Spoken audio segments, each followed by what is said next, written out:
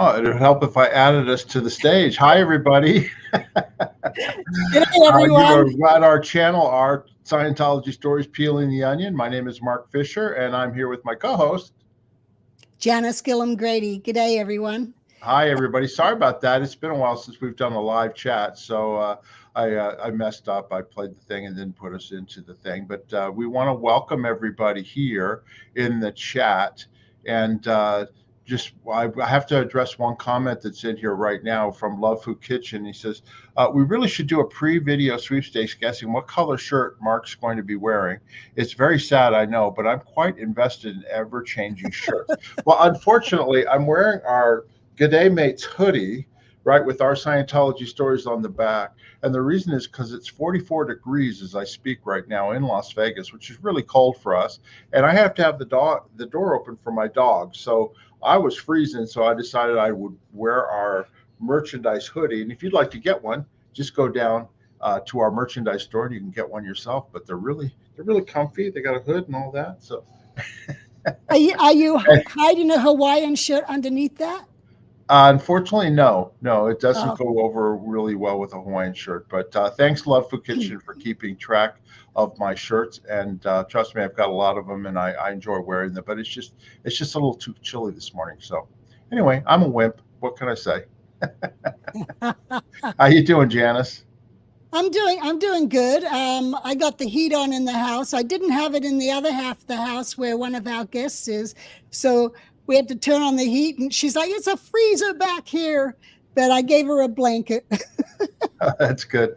We want to say hello, get in the chat. Let us know where you're from here. Learning about us is from Austin, Texas. Good to see you here. And then we've got somebody here from Pennsylvania. And where is it? It's moved on me. There we go. Pennsylvania, right? And I'm sorry, Love Food Kitchen. You're right. No shirt. That would have been the bet today. Um, and we got somebody here from Milwaukee. Hi, Ron. How you doing? Welcome from Milwaukee. Anyway, we're doing this live stream. So we've got a story, we've got photographs, we've got special guests that we're going to introduce to you here shortly. But we want to let you know that we will be. Hold on, who's popping that up? Are you doing that, Janice? I'm trying to pop one up here. Oh, There. okay. From Boda 29. Hey, all. Janice halfway through book one that my sister got me for Christmas. Loving it. Oh, that's great. That's great. Yes, I'm glad to hear that. Thank you. Yeah, and if you want an autographed copy of Janice's book, again, we've got them linked down below, so you can order them if you'd like.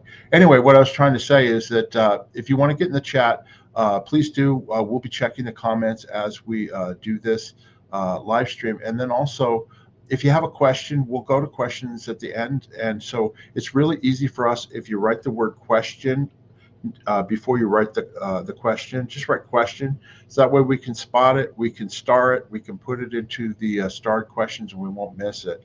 And of course, if you want to super chat us, super sticker us, we appreciate that too. So whatever you'd like to do. Here's one other one we've got from Montana.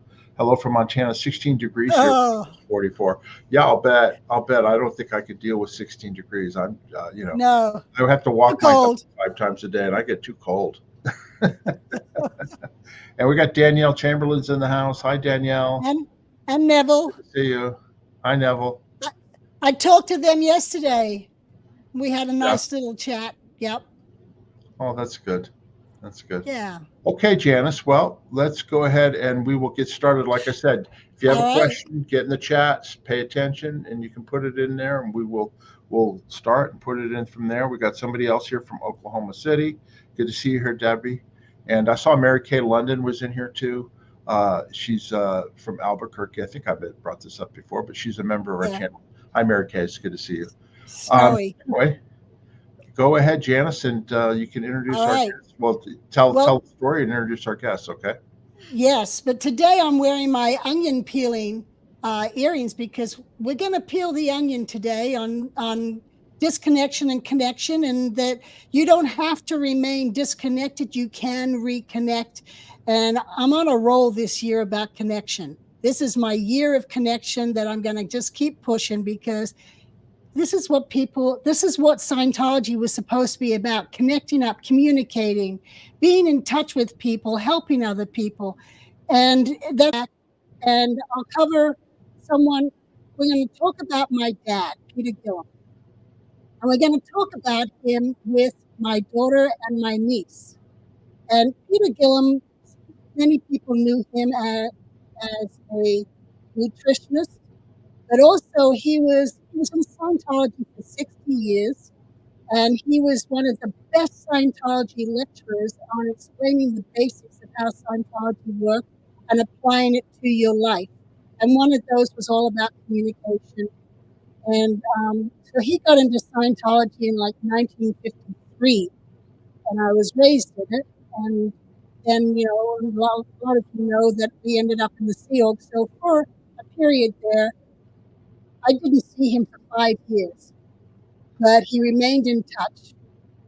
And anyway, so to help me tell this story on reconnecting and staying connected, I'm going to introduce my niece.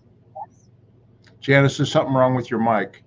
Danielle says I can't hear you, and it's cutting in and out when I hear you. Okay. Testing 1, 2, 3. Danielle, can you hear me? Okay, good. Now it's good. All right. What was going on? But anyway, good. All right. So my niece, who is the oldest daughter of my brother, whose name is also Peter Gillham, but Junior. Her name, well, before I go into her name, we were at the celebration of life for my father, my niece's grandfather, and someone came up to me and said, you got some weird people here. And I'm like, what? And they said, yeah, they came up to me and they introduced themselves as Yvonne Gillham. And they're thinking that they're trying to introduce themselves as in a past life, they were Yvonne Gillham. Well, no, it was my niece who was named after her grandmother, Yvonne Gillham. So let me introduce to you Yvonne Gillham, my niece. Hi, Evie. Yeah, I go by Evie a lot, but yeah, Yvonne, I love my name. It's a great name. It's a famous name. It is a famous name. I tried to avoid the famous part personally because I think I have my Nana Yvonne on a pedestal. I think she just was amazing and touched so many people's lives. And I actually am different in that I don't want people to think that I'm trying to be her, because I try to be like her and do things like her, because she was my grandmother and I loved her so much. Yeah. I remember when you were born, seeing a picture of my brother had of your grandmother and you as a baby together. That was cute. Yeah. So, all right. And then our next guest to join her cousin, Yvonne, is my daughter, Erin Grady. There she is. Hi. Hi, Erin. Hello. We've had Erin on before, but this is Evie's first time on. So please excuse us having a little fun with this or whatever. But anyway, so now we're going to start talking about their grandfather.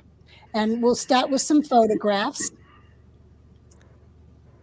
Okay, so this is Peter Gillham. He was originally an accountant, a chartered accountant in Australia, and he was also a judo instructor. And then he became a Scientologist and started a Scientology mission. And he would do lectures, and he just started building it. And he became a father during that time period. We can go to the next picture. He could do a lecture and they'd promote it. 250 people would show up for his personal efficiency lectures. Scientologists and non-Scientologists, they would all just show up.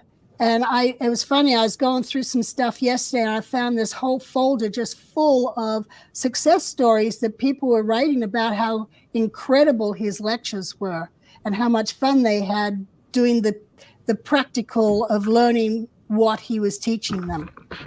All right, we can go on. The first time I met him when I was 16 years old in Washington, D.C., and I did one of his courses. It was like a weekend lecture seminar, and he was amazing. I'd never met anybody like him. He could.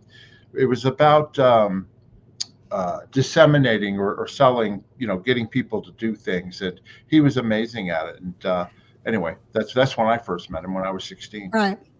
I just want to say really quickly, it's so funny because I've never listened to any of his lectures, but as my grandfather, I still sort of received lectures. like he would lecture on magnesium as long as you would let him. And, tell you stories about important life lessons he learned, and it would just go on again as long as you would let him. But he was so interesting and brilliant, so it was fine to sit and listen. But it's funny, he always was in that lecture space. Yeah.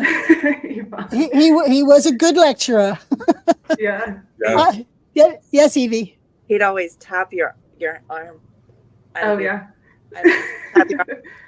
Direct eye contact always, and he would always tell us, you maintain eye contact. It's a matter of respect for the person you're talking to. And it was always about having respect, conducting yourself in a respectful manner for the person you're talking to, listening. He would always say, tap your arm and say, you see, and you wait for them to respond. And if it takes them a long time to respond, that's okay. You listen. I was like, right. All right, Granddad. Sure. Yeah. Good. All right.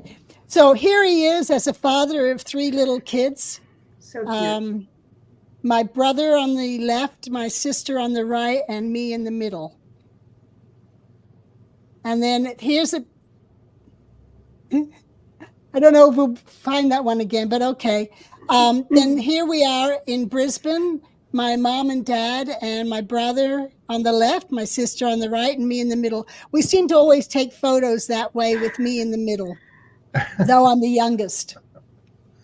So this was taken in 1961 in my grandmother's backyard before my parents went to St. Hill for training on the St. Hill Special Briefing course to become better auditors. And then there's no earlier pictures of a family because in 1968, we ended up in the Sea Org, and I didn't see my father for 5 years while I was in the Sea Org because I was stuck in Europe on a ship. And then finally, my mom was like, I'm going to get your dad to pay for you girls to take a leave of absence and you can come see me and him. So I finally got to see him in 1973. But in 1978, he took the family, 1979, he took the family to Australia, where we got to see our grandmother and uncles and aunts who we hadn't seen for 13 years since we'd left Australia. So that's that next picture here, which was Christmas 1979, right there. And that's me on the right, sitting in front of my grandmother, who she lived to 96 years old, and she was a darling. She was a dear, very, very old, old in her ways. Anyway, that's my brother in the back next to my dad in the Hawaiian shirt and his older brother. And then in the front is Fernando, and then my sister-in-law Doreen and Kay Gonslin, who was my dad's girlfriend at the time. So that was a fun family get together. And this is before you were married to Paul, right? Yeah, Paul and I were writing letters at this time. So yeah, so he didn't get to come on the trip. He was in Clearwater and I was in Hemet. Okay, next picture. And this is when Paul and I got married. There's my dad who gave me away, Heber, my stepfather, who was the minister, Paul, who was my husband for 41 years, and Kay Gonslin, my dad's girlfriend, who held the part as mother in the wedding. You can definitely tell it's the 70s by Paul's tuxedo. I had a similar one when I went to my high school prom with the ruffly shirt and the big boat. Yeah, it was actually November 1980, so we were out of the 70s. Barely. Yeah.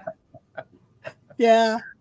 It's funny. Okay. A lot of times people talk about when they go to weddings, you should wear classic attire because 20 years from now you don't want to know what your clothes look like. You know what I mean? You want to look like it's timeless. Yeah, exactly. Anyway. Yeah. All right. And so with us having moved to California, Dad stayed in close touch with us. And this here, he actually took Paul and I and Terry and Fernando to the Olympics in 1984 when they were in LA. So that was just a fun outing. And Dad he stayed in touch, and I would drive to him from Hemet or from La Quinta to LA to see him on my liberties. And he would then give me gas money to get home because he knew I didn't make much money. But he stayed in touch with us kids. Next photo. Okay, and then this here is his first grandchild, Yvonne Gillham, sitting on his shoulders. That's little Evie. Now, what we didn't know is at this time, my brother had blown the Sea Org, and he had been declared and was not supposed to be in touch with any of us. And I didn't communicate with my brother for probably a good 8 years because he was not in good standing as a Scientologist, and I was in the Sea Org. My dad, however, was secretly in touch with my brother and got to spend some time with his first grandchild. And he didn't even tell us that he was seeing them, but he did forward photographs of Yvonne. When he got some photographs, he would send them to us. And I just think my brother mailed them to him. I didn't know my brother was actually hanging out with him. And that's you, Yvonne, on his shoulders? That is. Yes, it is her. Yeah, okay. Took me to Disneyland. Yeah, and there he was teaching her to read. Is that one of your munchkins I can hear, Yvonne? Yes, I hope the show appreciates my... There he is. A little bit. He's completely covered in marker now. Come on. He's covered in marker. That's great. Oh, yeah, that's JP, James Peter. Yeah. Yeah, there he is. He's a wild one. I'll put him here so you can see him there. There he is. Hi. Hey, JP. Your hand, it's green. Yeah, he's green. Can you go help on the windows, please? All right. Okay. Okay. Okay. All right. Anyway, so Dad spent a lot of time with Evie as a young child. And then my sister left in January of 1990, and Paul and I left in August. And I was pregnant with my first child, John, Erin's older brother. And we went and stayed with my brother when we first left. I had nowhere to go, so I showed up on my brother's doorstep after 8 years. Can you show the next picture, Mark? So here we are with my dad's second wife, Yvonne. She had the same name as my mother. And then I'm going from left to right. Then my dad, my brother, Peter, with his son, Richard, behind him. My half-brother, Ian, in the back. And then in the front there in the middle is my Aunt Beppy, who'd come over from Australia to visit. And she's hanging on to Yvonne's younger sister, Nicole. And then there's Nicole being held by her mother. There's Yvonne being in the pink, being held by her mother, Lauren. And then Paul and myself. And you can see I'm pregnant in this picture. And this was we'd only been out maybe about a month when my Aunt Beppy and Uncle Tom came over from Australia to visit. So we did some family activities together. And that was fun because I had not, spent any time with my brother. I hadn't even met Yvonne and Nicole and Richard. And here they are, Yvonne, you were probably around 7 at this time, and Nicole was 5 and Richard was 2. And I hadn't even met any of them. So this was meeting them for the first time. Okay, and then here we are. I'd had my son, and Dad came to Las Vegas to visit us. Now, so you can see that even while he was in good standing as a Scientologist, he did not consider it an overt or a withhold that he was associating with his family. There was times he didn't see us, but he did make effort to come see us. Well, after he came to visit us here, there was a private investigator who was living in our lives in Las Vegas, Dave LeBeau. Dave LeBeau reported to Scientology, to OSA, that Peter was visiting his declared children in Las Vegas. So Dad was pulled in and put through security checking for 2 years under OSA to find out what mutual overts or withholds he had with his girls, with his daughters. And so he even sent us a message saying, I won't be able to see you for a while. So I end up having, John was 3 years old when Erin was born. And then Erin grew up without a grandfather for the first several years of her life.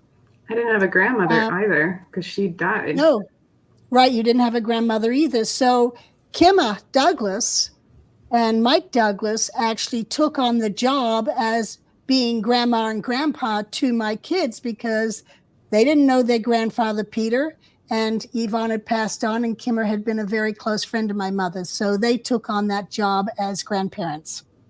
That makes me want to cry. Photo in Las Vegas when we took this photo, it was at our apartments. That's out by the clubhouse and the swimming pool. And I lived in the apartment upstairs, and I took that photo.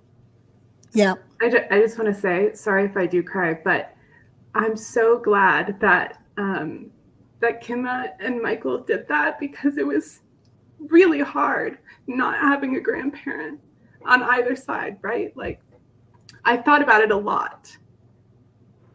So I'm really glad that they did. Sorry. That's okay. That's okay. Like the amount of people who understood what disconnection could have, what effects it could have on people, that would step up and be a part of our family. And it was amazing because they understood that it hurts, it hurts, especially the children growing up. They need those people in their lives. And for them to step in, we were so blessed, and we are still so blessed that our family is so large for that reason. And I agree. And I did feel like I had hundreds of family members that were not related to me by blood, but there were definitely people who cared about us, who respected and loved my parents and treated us well as their children because they did exactly that. They understood it. But it still was a thing that I thought about regularly of like, I know I have this, but I still can see that I don't have this. And it was just like I already felt very different because I couldn't talk about my family being ex-Scientologists. At the time, it was too soon of them leaving. It was a huge secret. There was like all this pressure to keep that part of our life totally secret. So there's already a layer of disconnect. And to not even be able to be like, I have this experience with my grandma and grandpa, like a normal kid would be telling their story at school. You know, it was just another layer of not being able to relate to the average person and feeling like an outcast because of the dynamic happening in my family for generations. Right. That's a good point. Yeah. All right. So the emotions, everyone. It's okay. So what happened there is I then decided to send photographs to my dad of the kids. So whenever I get a roll of film developed, we didn't have digital in those days, I would always get 2 to 3 copies made. One for myself, one for my sister, and one that I'd mail off to Dad. And that's why I have so many photographs, because when he passed away, I took over all his photo albums. But I would mail a set of photos to my dad so he could see the progress of his grandchildren growing. And, you know, the cousins would come visit, little Evie and Nicole and Richard, and I'd include photos of them. And I started then doing a yearly calendar. And I'd do, like, for June, it would be a picture of Erin, or April, it would be a picture of Yvonne and John and Richard, because they're all born in April. And then I put the birthdays of all the kids, including myself and my brother and sister, in the calendar. And every year I sent this calendar to him, and I just kept up doing the photographs. And then one year we got a message from a friend that she could set up a meeting between the grandchildren and their grandfather, because he'd really like to meet them.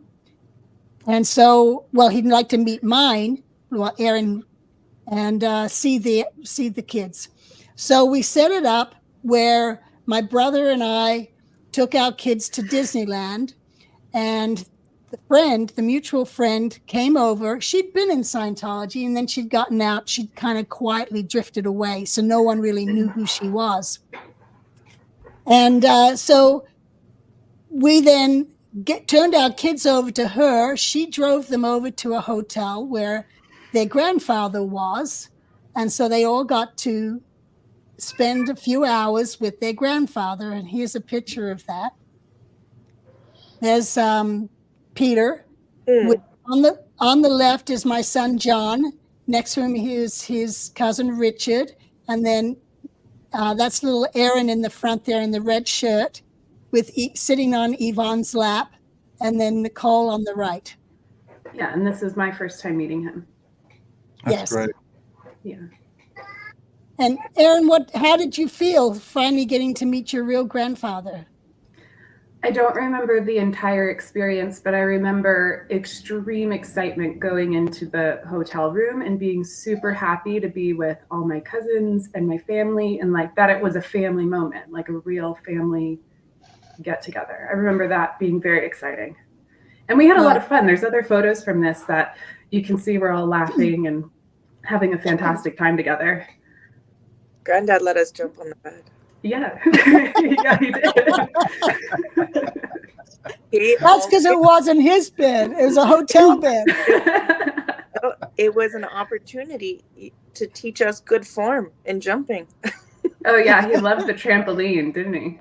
Your hands to the side. I remember when I was young going to his house, we would be dropped off because my dad and granddad always walked that line. So my dad did not want anyone getting in trouble or anything. So we would be dropped off at granddad's house and we would get to play. I loved it. In fact, the photo where Uncle Tom and Aunt Beppy are there and we're wearing that neon pink and neon green, granddad's wife, Nana Yvonne, second, Jasper, she sewed those. She had made those for us, and then there was this little fashion show that was at the fabric store that she bought fabric from, and so we did that for her. We walked the catwalk for her, and she made the best custard, and they would always have little Aussie candies, and we would get little koalas that we could cultivate, watch Disney movies in the living room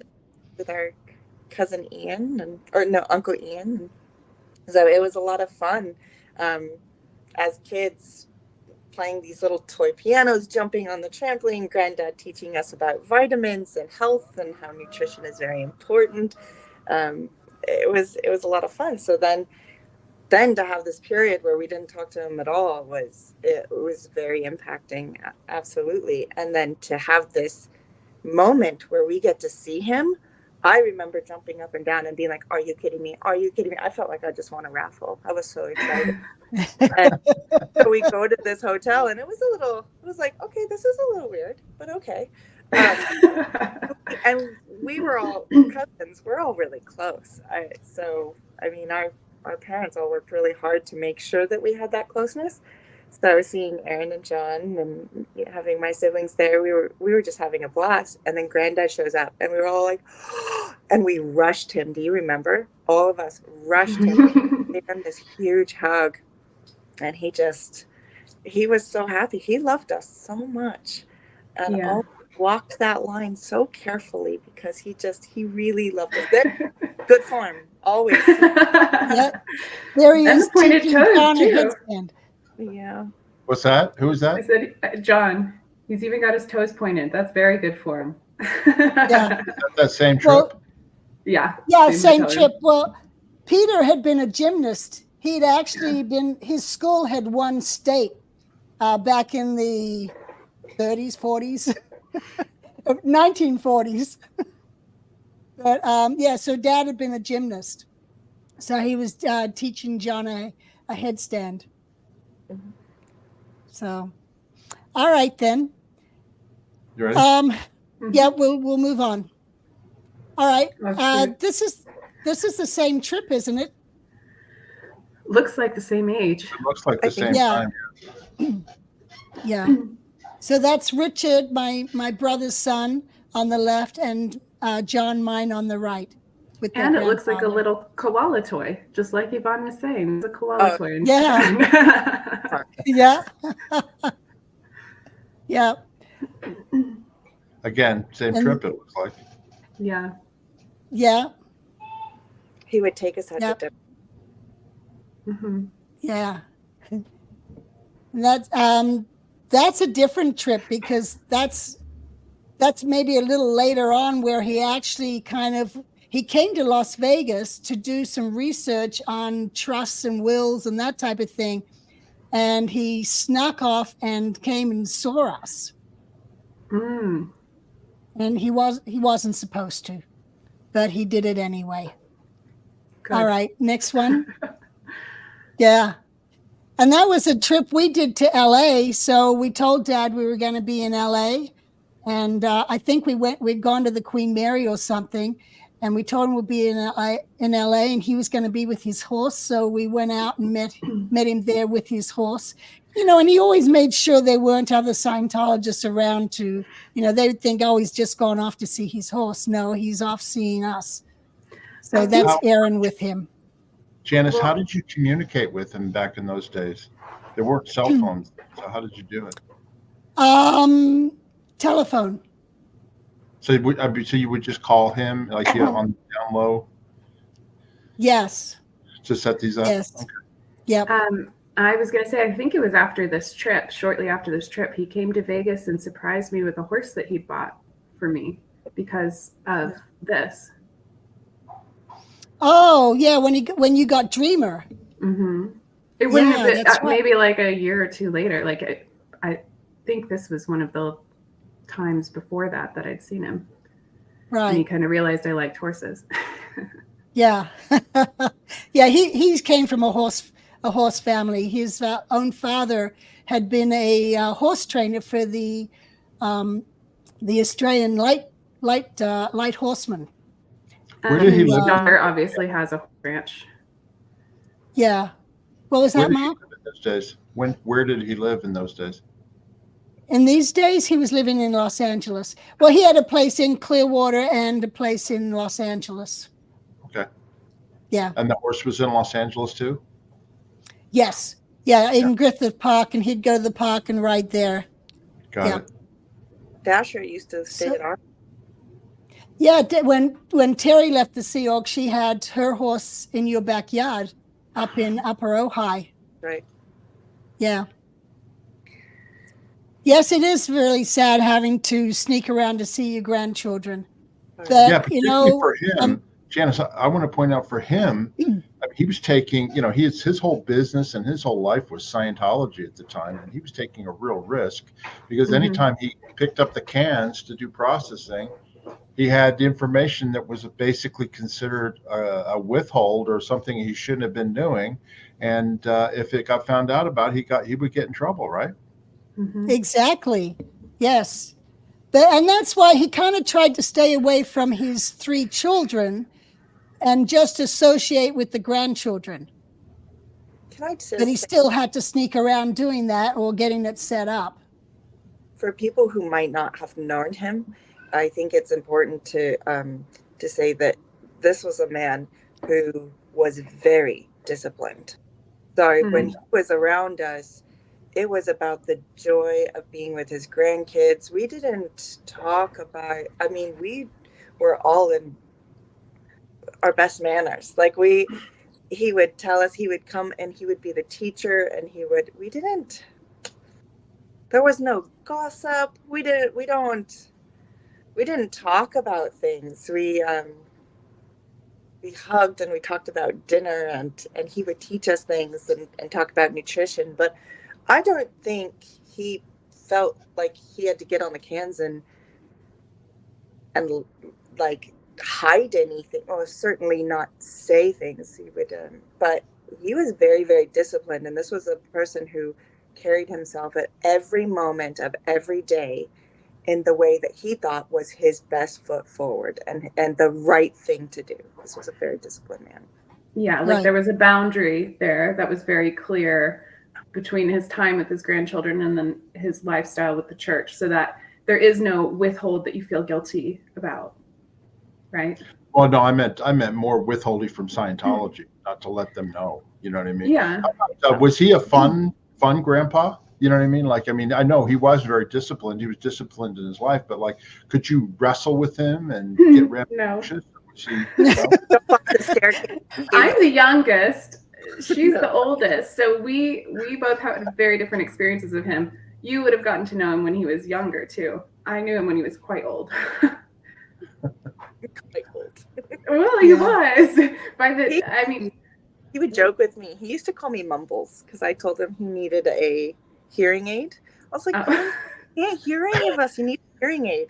And he goes, well, if you don't mumble, speak directly to me. And I was like, I don't mumble.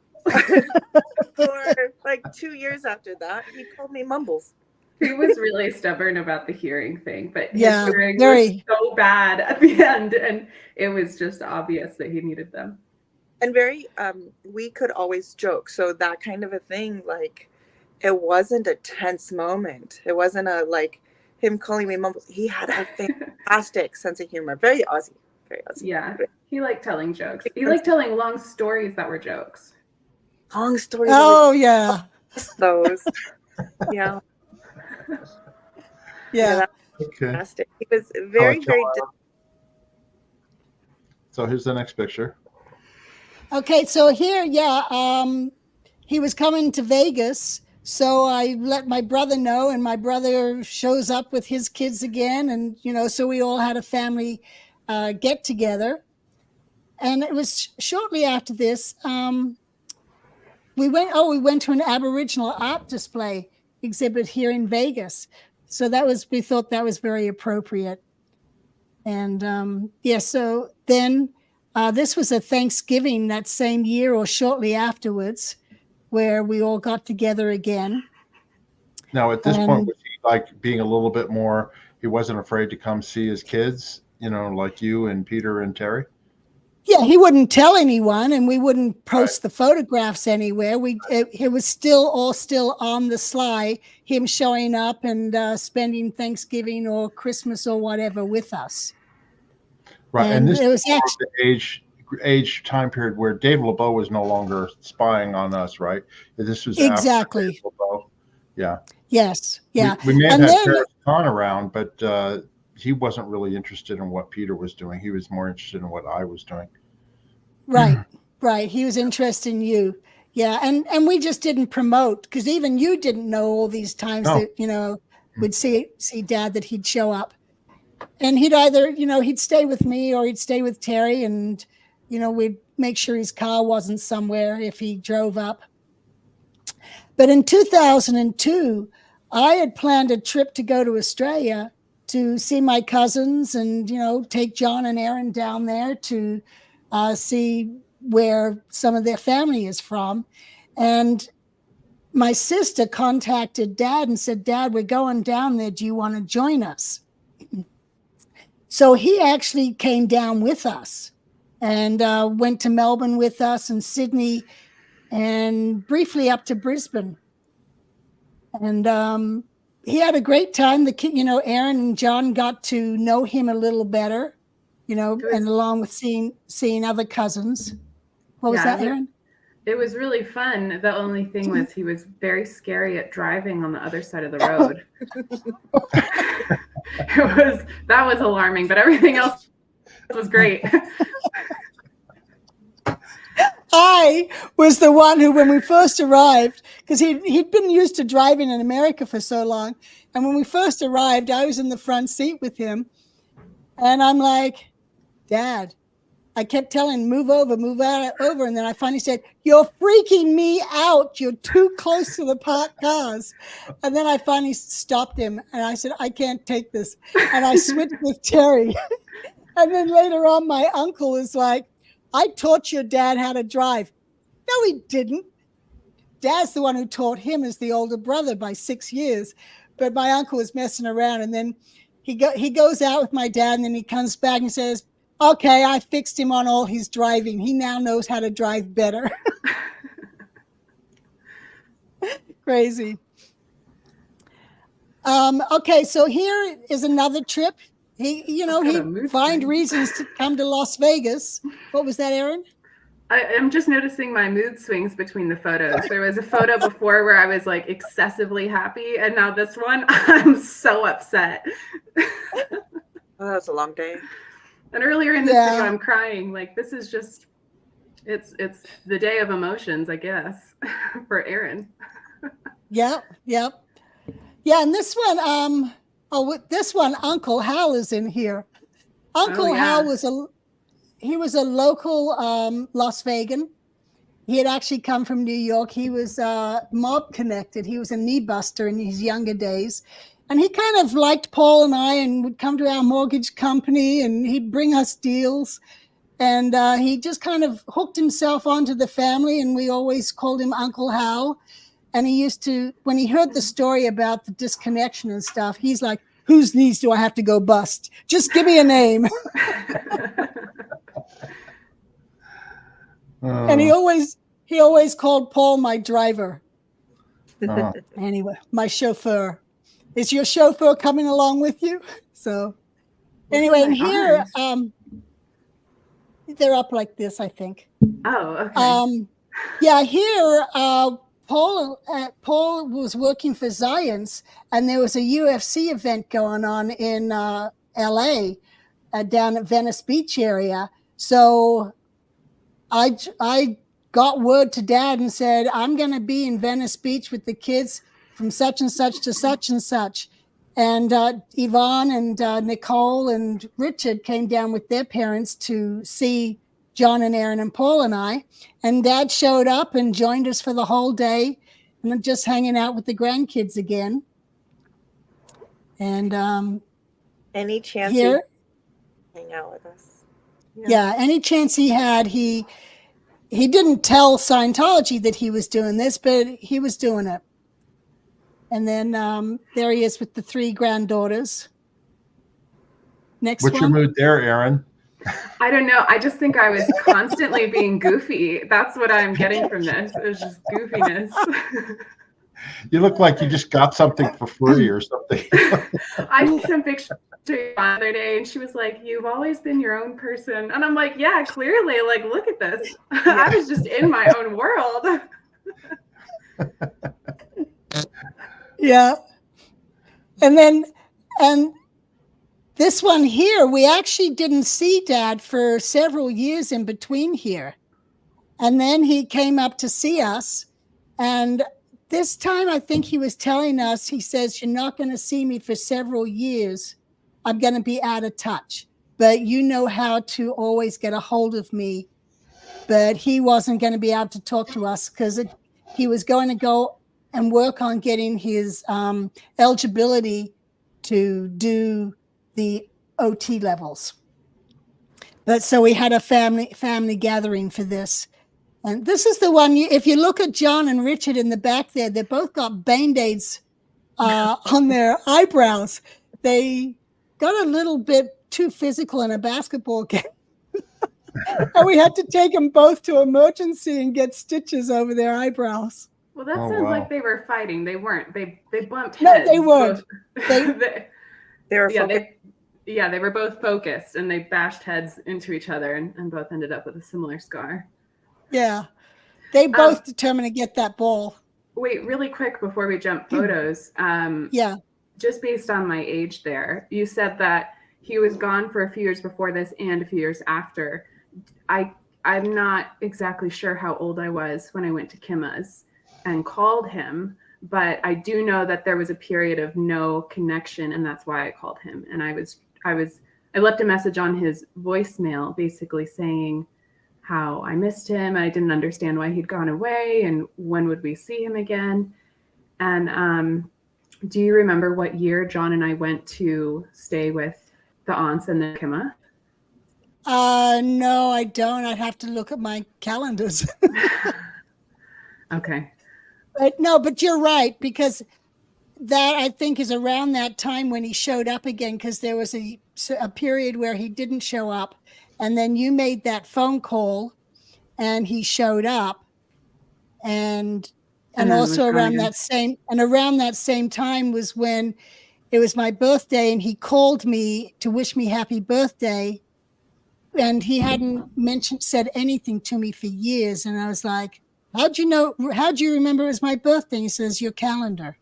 Yeah. So that's when I really knew my calendar affected him, that he took the time after not being in touch for years to make that call on my birthday. And then I think it was, he had those several years again of being disconnected. And then it was after that, you guys were trying to convince him to move to Vegas. And then he did, right? Okay. Yes. Yeah. Yeah. We'll get to that part, all right. Though, right? Yeah. Yeah. And this is actually a little before, I think, before that family photo. Yeah, it was. My brother had graduated. He'd gone to college after leaving the Sea Org and working and being able to survive. He then got himself through college and became a certified chartered accountant and also a registered agent, where he could actually deal with the IRS on people's taxes and represent people tax-wise. So that was a major accomplishment.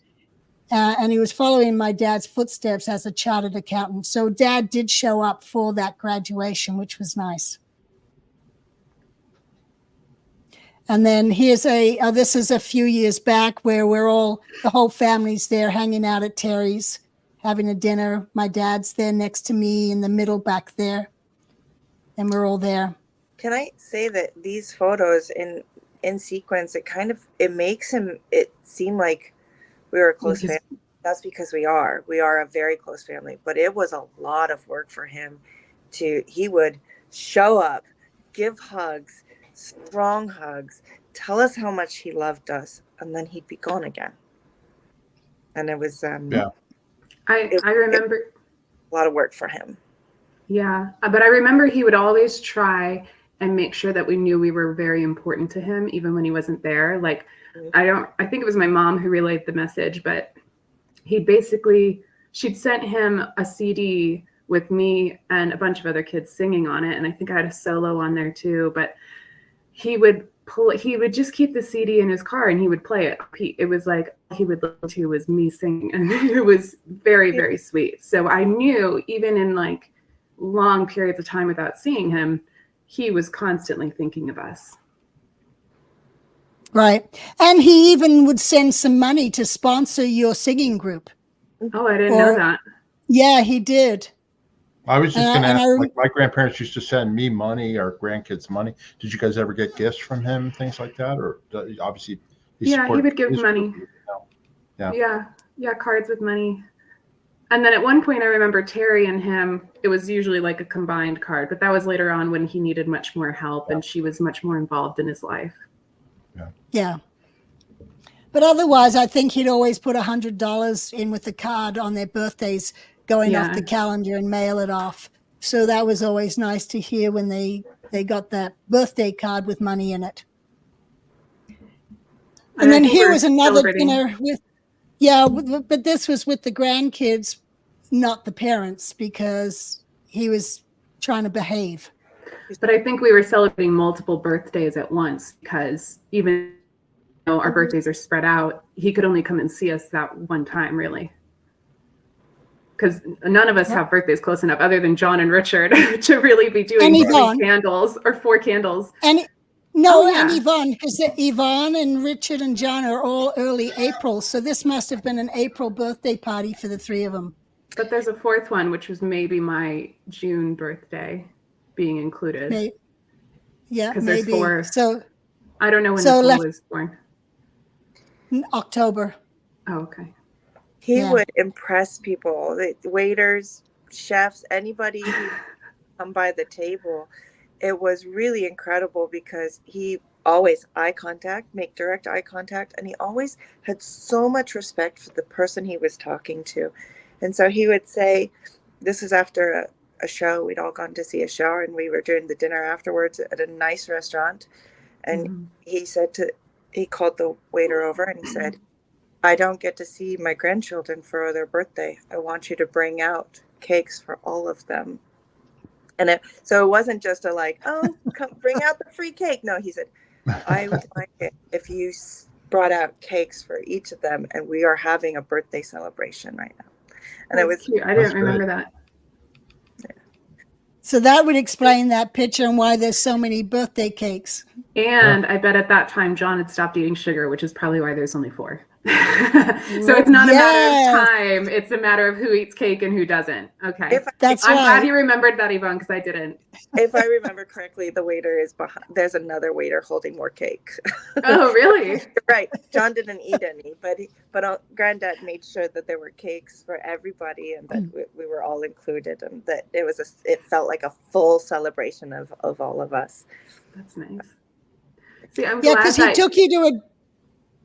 Go on, Erin. I was going to say, I'm glad that you're here too, because like I said, the age gap, like there's so much that you would remember better than me. Like, because even at this point, even though I'm older, there were certain things that I like didn't grasp about the church's effect on our family and the disconnection. Like I was sort of sheltered from it to a degree, but you were old enough that you had way more insight than I did. And I think you were participating in certain things that I had no idea were even going on in terms of like him and the connection to the family. So I'm very glad you're here to remind us of those things. I'm always happy to hang out with my cousin and my aunt and Mark. This was so fun playing with those puppets, actually. We had a blast. Yeah, so that's you. Yeah. Yeah. We were in like some hotel on the strip where they have all those like magic shops and like just things to buy. And we went into a magic shop and there was all these puppets and we just started playing with each other as adult cousins. That's nice, right? Yeah. That's the same Yvonne. time, right? Yeah.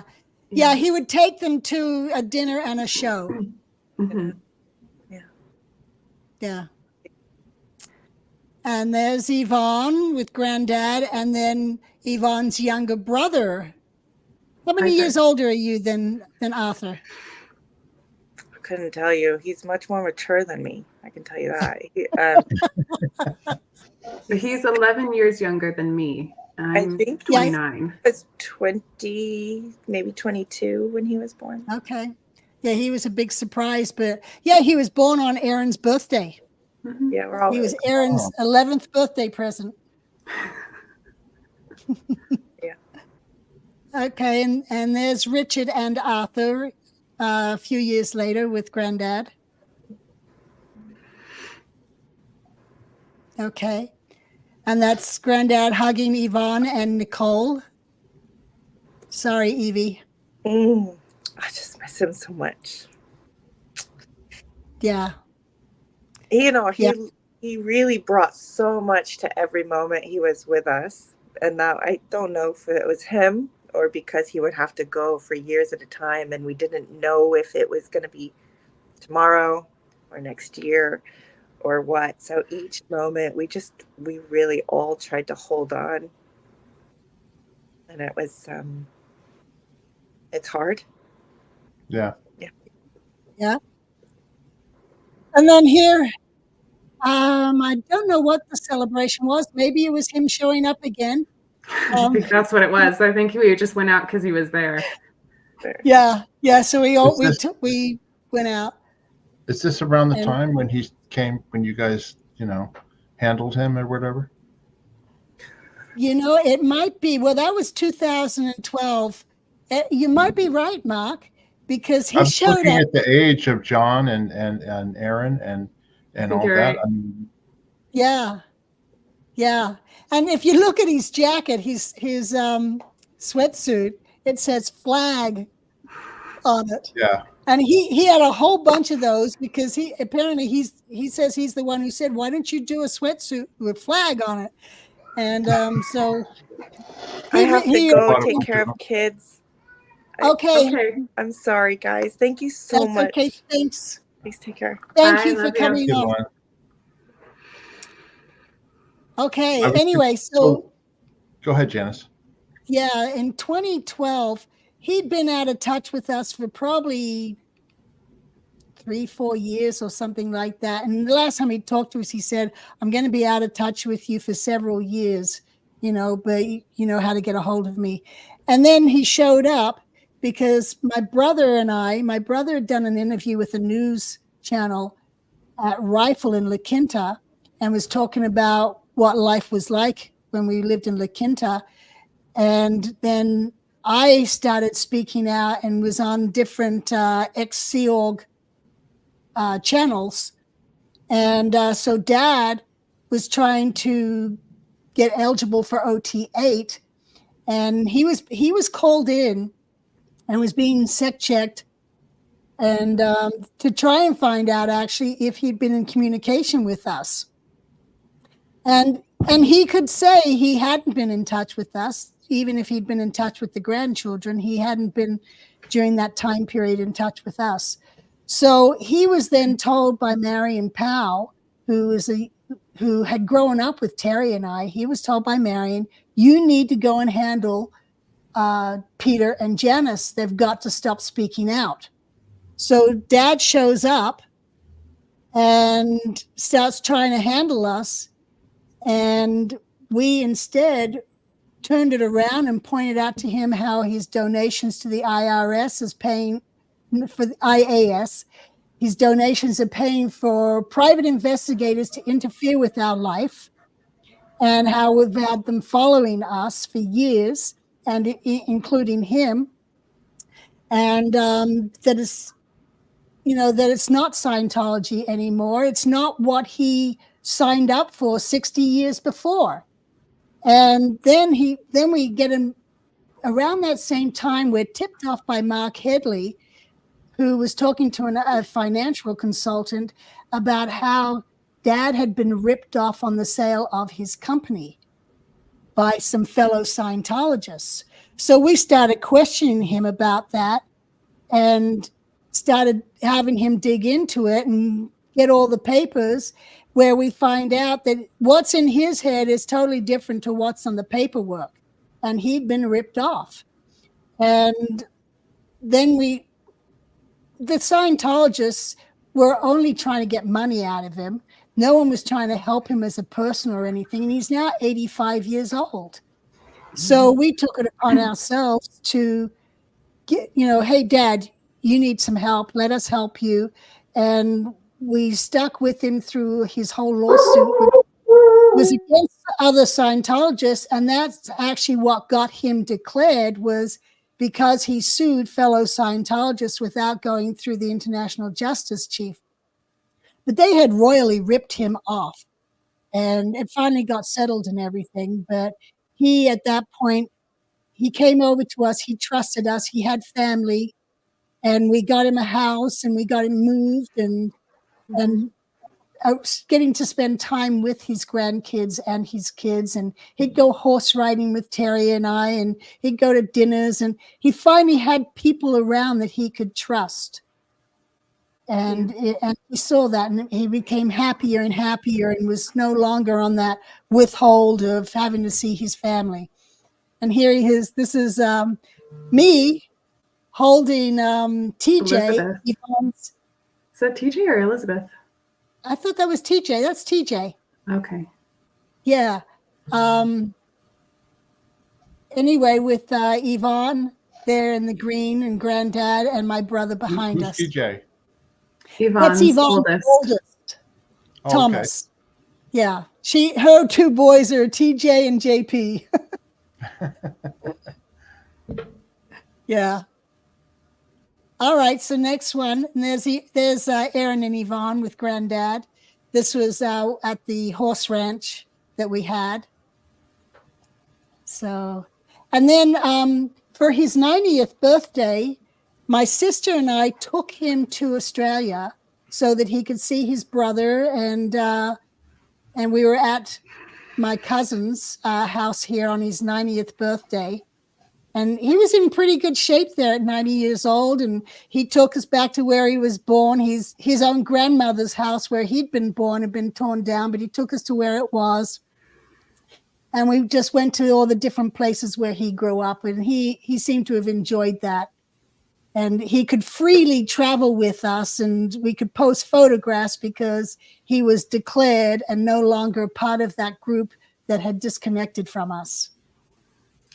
And I would say by this time, you guys had like scheduled regular activities with him so that there was a consistent family, you know, vibe around him. Like you guys would do breakfast at Starbucks once a week, and you would do dinner at Terry's house certain nights, dinner at your house other nights. And then there was dinner where everybody came to one house. And it was like throughout the week, there was multiple things to look forward to where people he loved and could trust would be around him with him, because he was quite old at that point and couldn't do a lot of things he was passionate about before.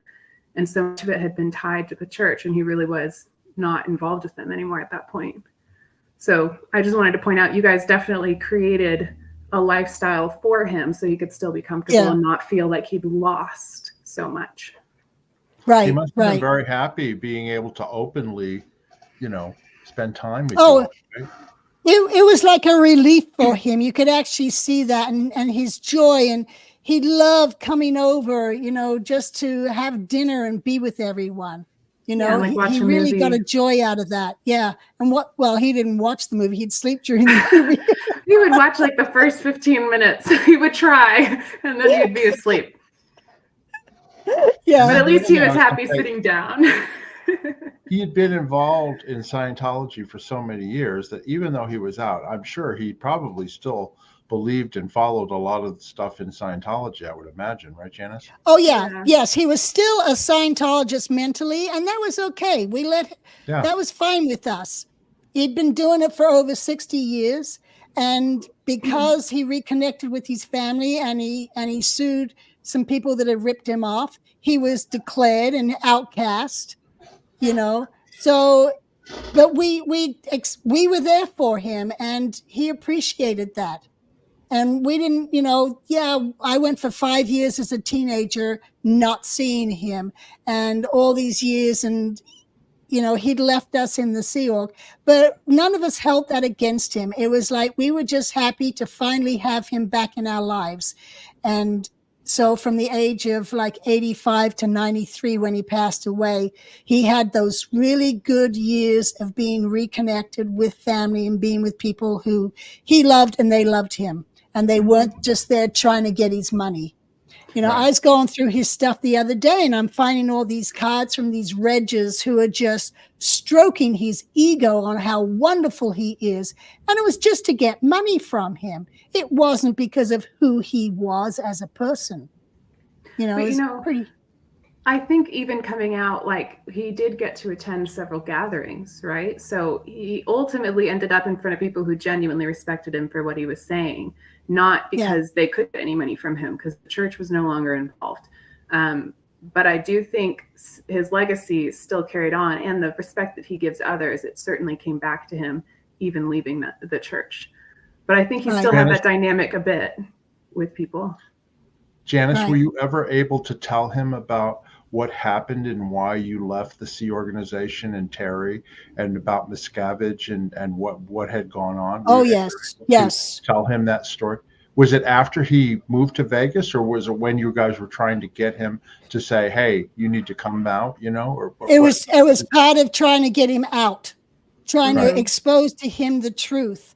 And he started seeing it, and things started adding up, and, you know, and he still stayed in touch with some of his other friends, and he'd hear things from them as well. So it was all part of it. And, you know, and I put on several events where we'd have a couple of hundred people who come to Vegas for a book release or a birthday party. You know, when he turned 87 and my sister we had that was big 60, birthday at we had that big birthday party.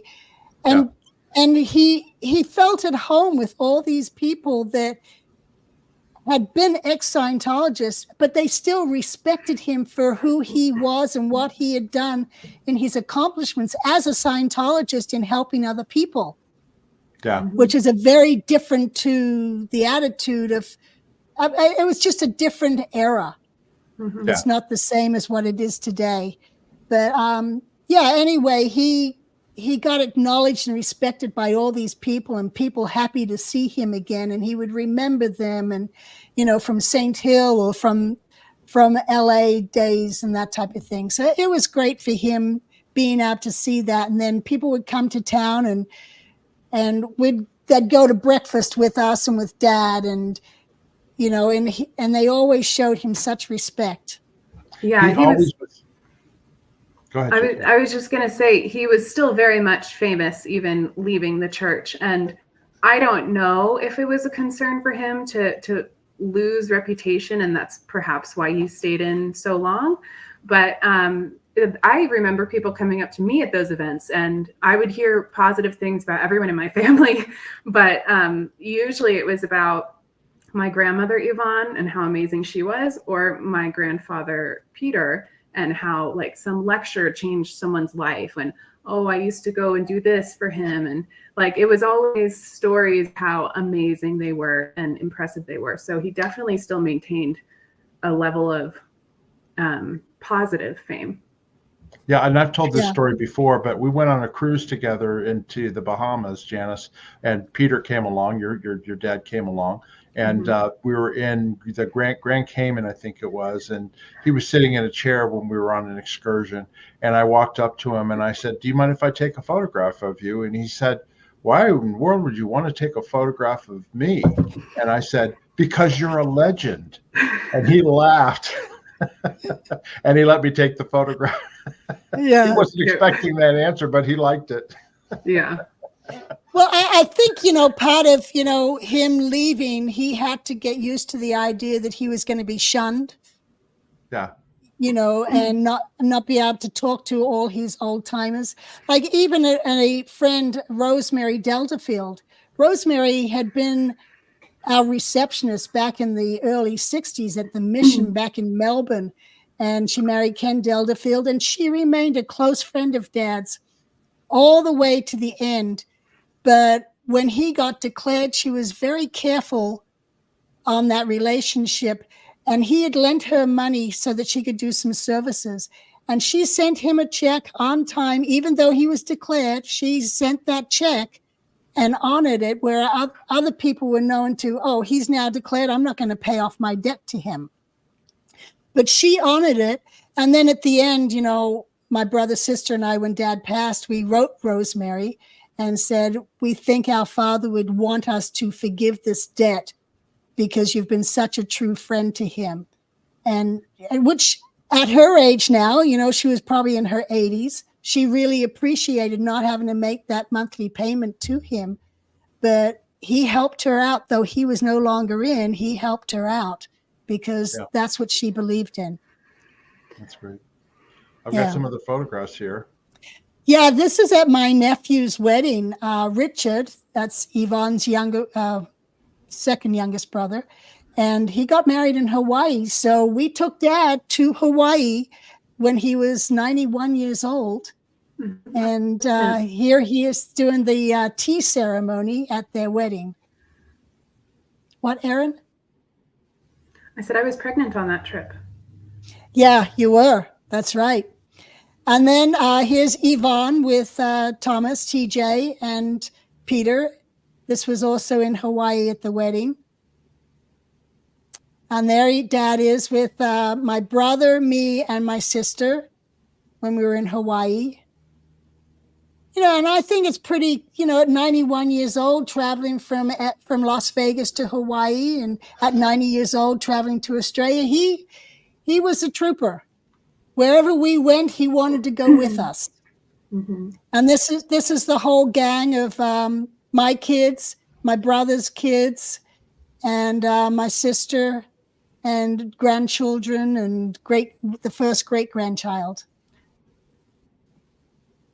And then I guess my dad was probably about 92 in this picture. Yvonne and TJ and my brother came to visit. And this was, yeah. There's Dad with Elizabeth. Yeah. And he was 93 by that point, and he's holding her standing. Like, he was in great shape. Yeah. Yeah. Because at that point, you were staying with Granddad to help him. Yeah. And yeah, we would make him Elizabeth. all his meals and go do trips. Like, he wanted to drive.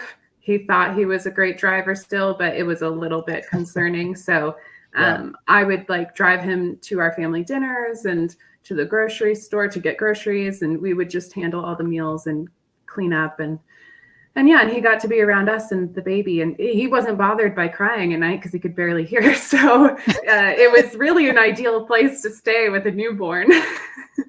I was going to say, every time I was around him, he was very quiet. Was that more so because he couldn't hear?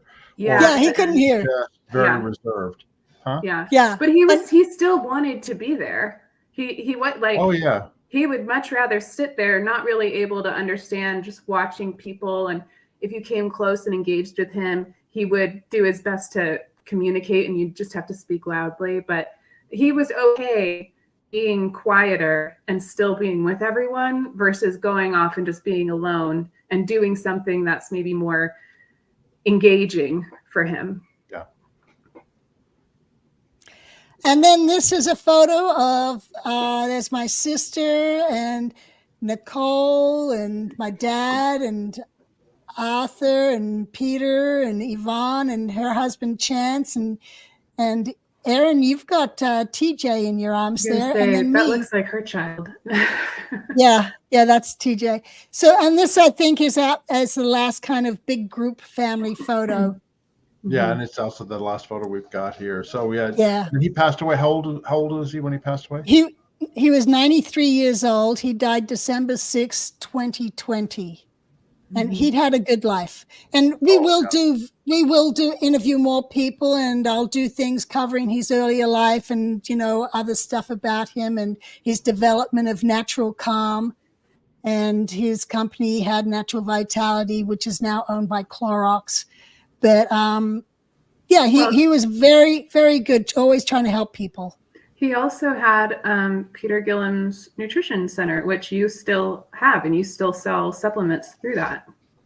Yes, yes, and I changed now, but and I changed the name to Peter Gillham's Life Essentials because I just want to keep his legacy there as that vitamin king.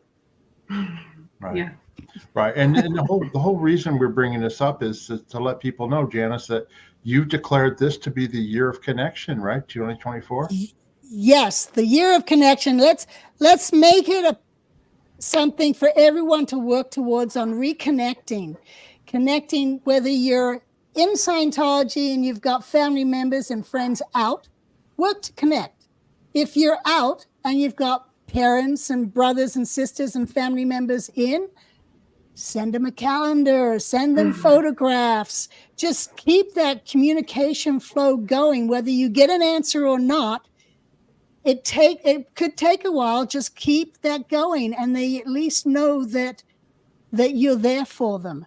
And then when they need you, they know you're there and that they can go to you for help. It's a demonstration of loyalty for sure. You consistently sending those things, it's loyalty. And that's what they need before they can trust you and fully come out, is that loyalty. Yeah, and the other thing too is just, and not just connection with people still in Scientology, connection with your if your family or never been in Scientology, or with your friends that maybe you've lost touch with or you grew up with and all that. It's very healthy and very, it's a good thing to be in touch. I'm in touch with a friend of mine that I went to high school with, and we talk once or twice a week. Connection is a good thing. Connection helps improve our lives. And so, this whole idea of focusing on connecting with people, I think is a really good one for this coming year. Right. Yep. Old or new, connect. That's the theme.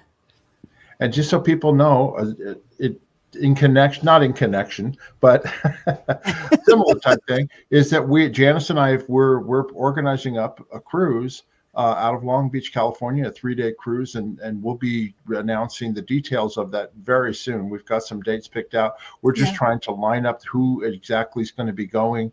Several channel creators are possibly going to go. And once we have that, we're going to make an announcement. But it's a way for all of us to connect with you, our viewers, and the different channel creators, and just get to know each other better. So that's coming up here literally within the next month or two. So stay tuned for that, and we'll be happy to go over that with you when we can.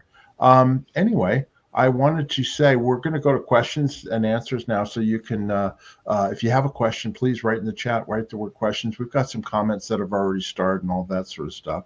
And then also, if you're interested in this content, please subscribe to our channel. Just hit that subscribe button, rock slam that like button, and hit the notifications. Just wanted to mention that there. Anyway, we'll go to, I just got a few right now, but if there's more people, if you've got questions or comments, please state them in there, and we'll go ahead and get started here. This is the one that you mentioned before, Janis, about she's halfway through your book and loving it. Yeah. And you know what, Mark? Let's give a book away. Do you want to give a book away? Yeah, we'll give a book away. Yep. Okay. Well, we'll do that here in just a minute. If you guys are interested in getting a book, an autographed copy of Janis's book, get in the chat, okay? And we're going to give you a little bit of time because there's a delay. And just write book me or whatever, and we'll just randomly select somebody, and we will send you an autographed copy of Janis's book for free as a gift. So anyway, we'll wait. Janis, if you'll keep an eye on it here, I'm going to go ahead to a couple of the comments, and then I'll come back. And let's get in the chat, everybody, and just say book me if you're interested. And so I'll go to the next comment here, which is this one here. And this is from One Love 51000. I applaud Janis for leaving Scientology when she was pregnant with her first child. She saved them from a lifetime of hurt. What a good mother. I absolutely agree with that. I did save them from a lifetime of hurt. Yeah, and it is true, Janis. You were definitely a good mother doing that. Yeah. Anyway. Is people getting in the chat? I'm going to keep doing these. You let me know. Yeah, there are some people there. Yeah. All right. So I'm going to go. Okay. It's just one other comment, and then we'll go ahead. Can I say mug me just because it makes me laugh so much? Yeah, yes, that's fine. Mug yes, me, we can mug you. Love Food Kitchen says, whose knees do I have to bust? The name is D. Miscavige, so that's funny. There you go. All right, so I'm back in the live here. Okay, so we're going to randomly pick, if you guys just will go in there and just say book me, mug me, or whatever, and then Erin will let you count down from 5, and then I will just randomly select somebody, okay? All right. 5, 4, 3, 2, 1. Okay, Bernice Dooley. Congratulations, you've won an autographed copy of one of Janis's books. Thank you, Bernice. Anyway, what you need to do is, if you would email Janis at janisgillhamgrady@gmail.com with your name, your mailing address, and your contact information, and Janis will get it shipped out to you like almost immediately. So anyway, but she'll autograph. Also, if you, in the email, if you want it personalized, the autograph, some message or something in there, just include that in the email. And so it's janisgillhamgrady@gmail.com, and we want to say congratulations to you, Bernice. And anyway. Congratulations to everybody there. I'm going to go back to the comments here. We just got a few more. Any questions, please get in the chat. You can do that. Here's from Love Food Kitchen.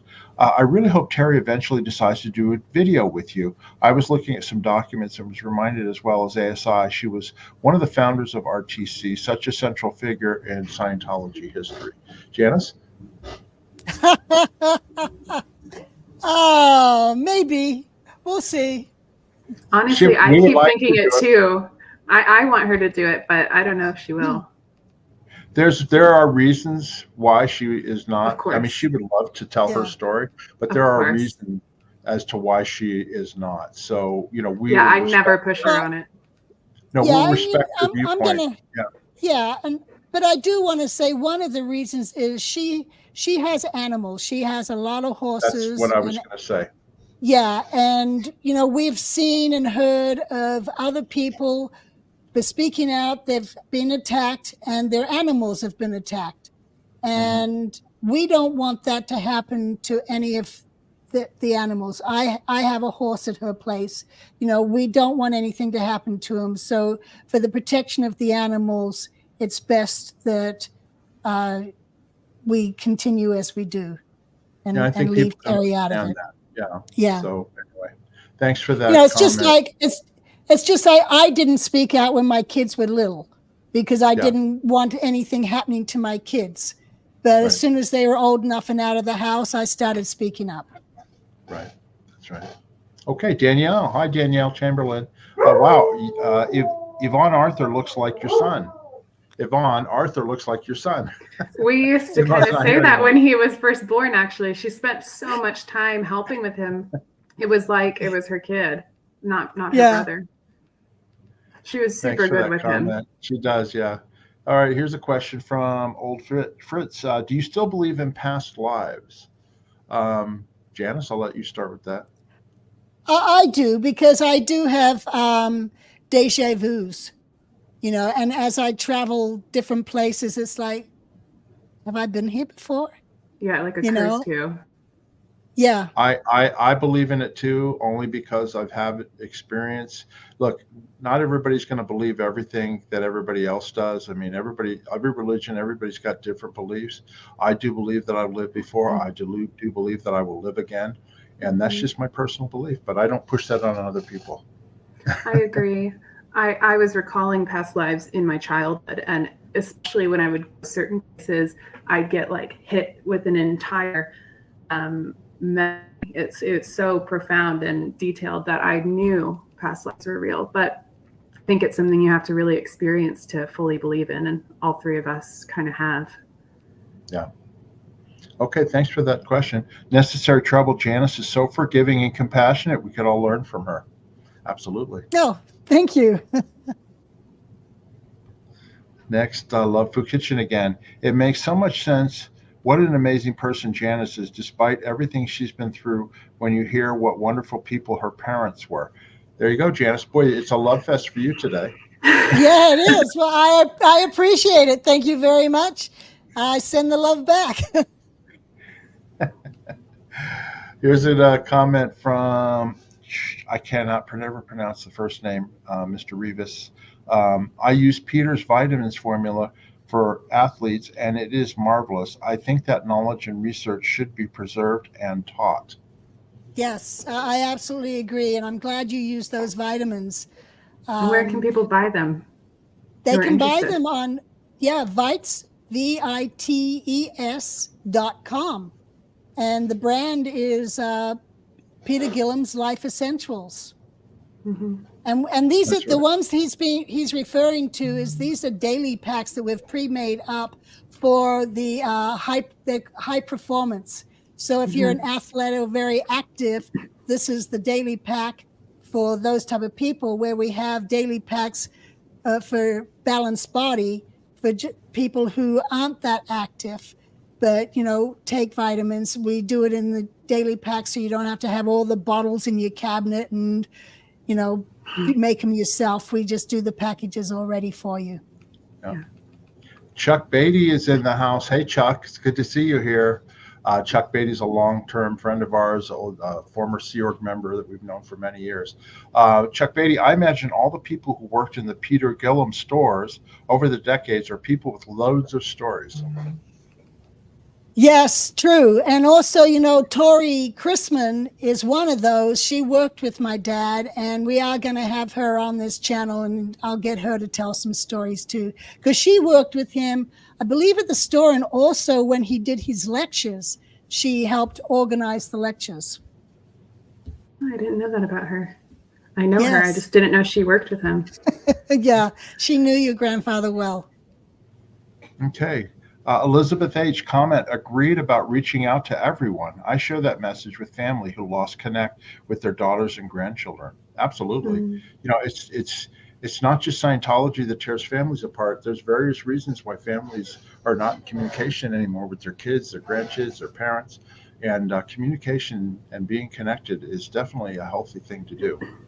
Yeah. And it's not healthy to hold on to upsets. You've got to let that go and forgive.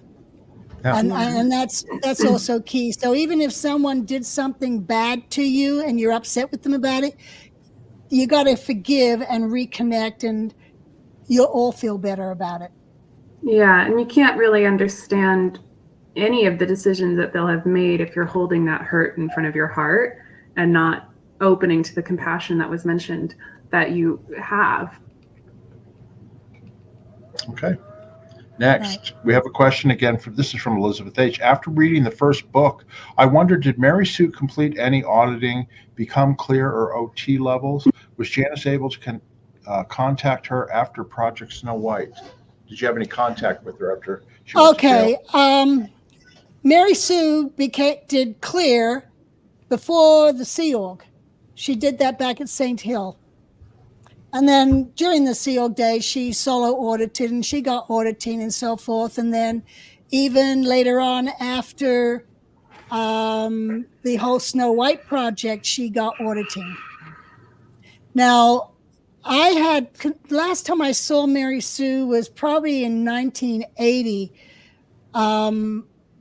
I used to see her when she was living with Hubbard at Rifle in La Quinta.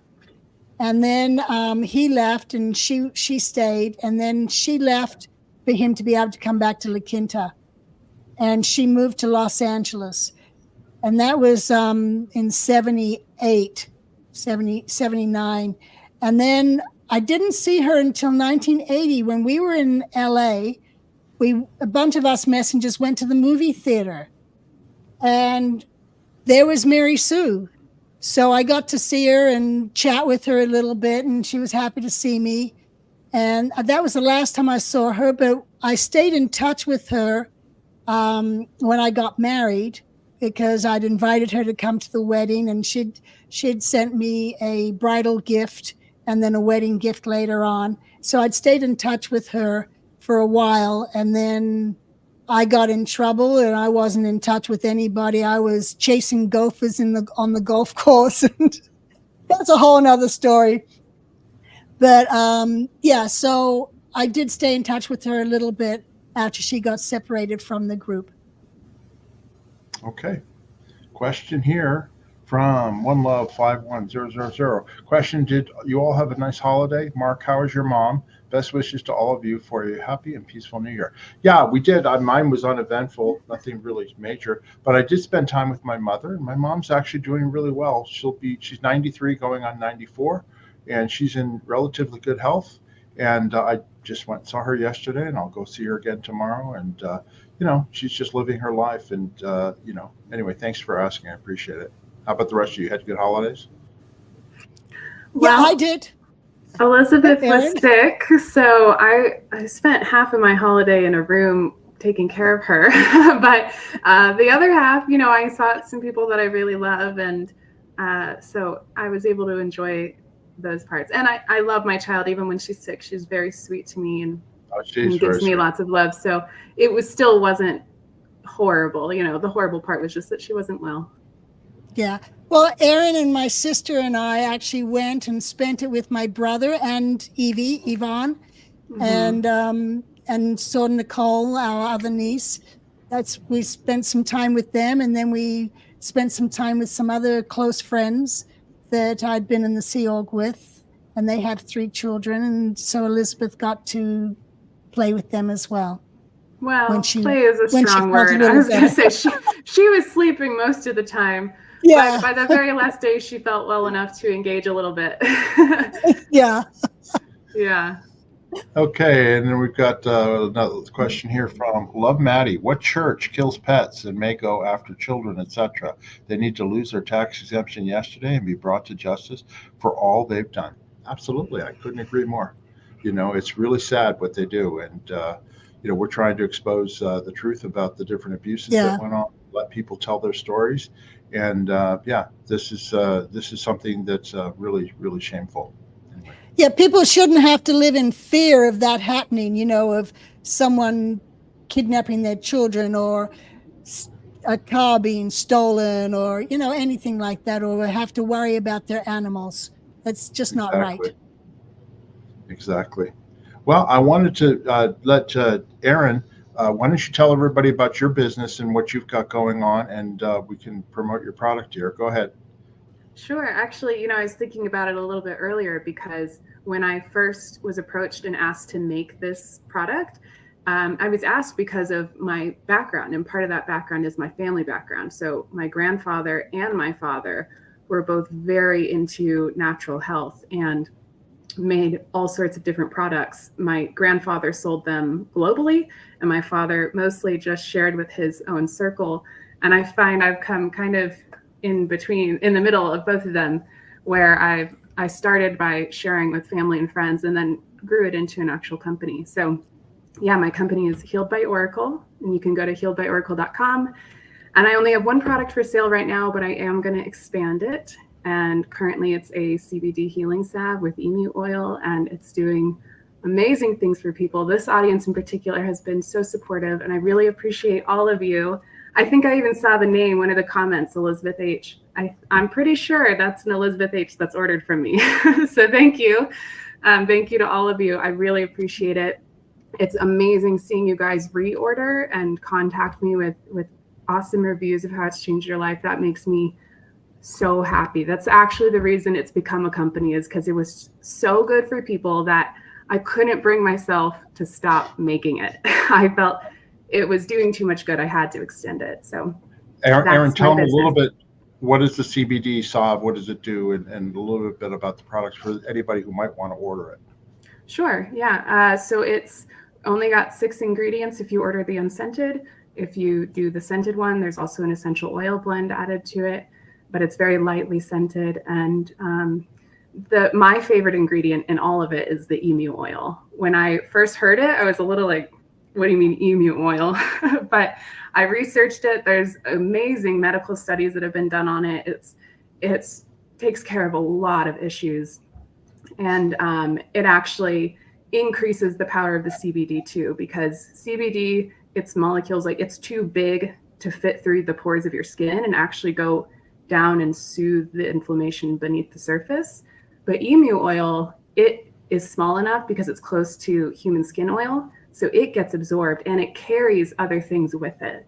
So it joins with the CBD and it takes it deeper, and both are anti-inflammatory. So when you apply it to an area where you have inflammation, it acts very quickly and very effectively to soothe that. I was going to say, I had used some of it. I had some inflammation on my wrist here, and you just have to use a little bit of it, and you rub it in, barely. And the inflammation and pain goes away almost immediately. It's really amazing stuff. Anybody having any joint pain or anything, I highly recommend it. Yeah, if I paint for a long time, I have to use it on my hands because they just hurt so bad from holding a paintbrush like this constantly, and it'll just take it away, and I'll be able to make my dinner without pain. It's little things like that where your whole life has changed because you didn't just suffer for an hour unnecessarily. So I'm really glad that I was asked to make it, that I did make it, and that it's working. And I hope it can help more people. Yeah, so I know it worked. Healedbyoracle.com, and you can order your own. Sorry, Janis, go ahead. Yep. No, I agree. It totally works. I'll sometimes get a pain right here, and I just put some on, and the pain's gone. Or, on my knees, sometimes they hurt, and put it on, and relief. And actually, I haven't posted it yet, so keep an eye out for it. But I do plan on doing a sort of raffle where you'll have the opportunity to win basically a year's worth of salve for free. Cool. So I will let people know. Even if you just want to go to my website and sign up for the email list, I will be announcing that at some point. Okay. Great. All right. Well, I want to remind everybody again, please subscribe to our channel if you're interested in this subject or information. It helps us get the story out to other people. And if you have any questions or comments, please ask in the comments down below. If any opinions, anything like that, we check them all the time and we will answer them. And also, of course, rock slam that like button. That helps as well. And if you're interested in donating to our channel, buy us a coffee. Down in the description below, there's a link where you can buy us a coffee. Also, there's a link there to Erin's website for the Healing by Oracle. So anyway, we appreciate any support that you people provide to us, and we really appreciate you all watching. And we want to thank Yvonne, your niece and your cousin, for being on the show, and she had to leave with for her children and all that. But is there anything else any of you would like to say before we end this live stream? No, Please make it a year of connection. That's right. Everybody, reach out, connect to somebody. You never know how it may change your life. For the positive. Yes. So. Yeah. All right. Until next time, everybody. We'll see you. Bye-bye. Bye. Bye.